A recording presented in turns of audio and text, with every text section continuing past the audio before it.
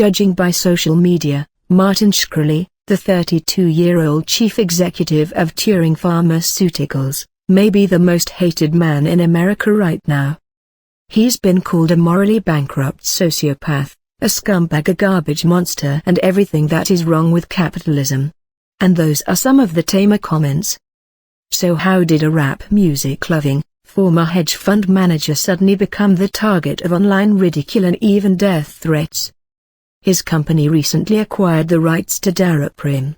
Developed in the 1950s, the drug is the best treatment for a relatively rare parasitic infection called toxoplasmosis.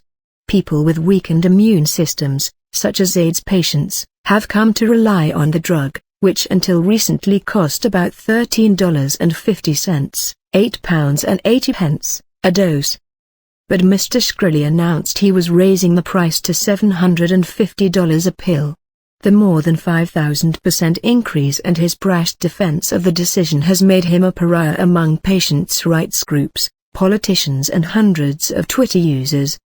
Other drugs companies have made similar moves raising the price of niche products, but few have so publicly and so unapologetically answered critics. The backlash became so pitched on Tuesday that Mr. Shkreli agreed to lower the price of Daraprim to an affordable level. Humble beginnings. Martin Shkreli, the son of Albanian and Croatian immigrants, grew up in a working-class community in Brooklyn, New York.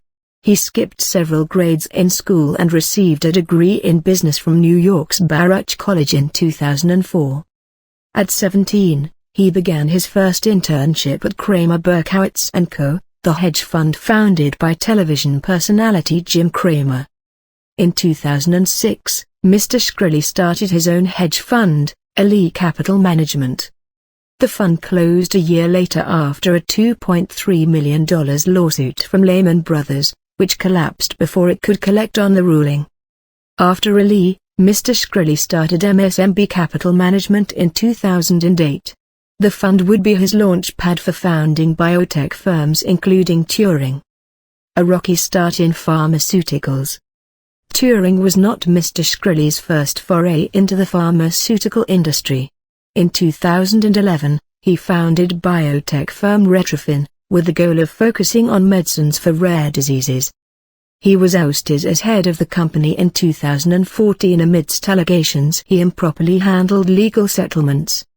A year later the company filed a $65 million lawsuit that claimed Mr. Shkreli created Retrofin and took it public simply to pay off investors in his old hedge fund, MSMB, when the fund went under. Mr. Shkreli has denied the accusations.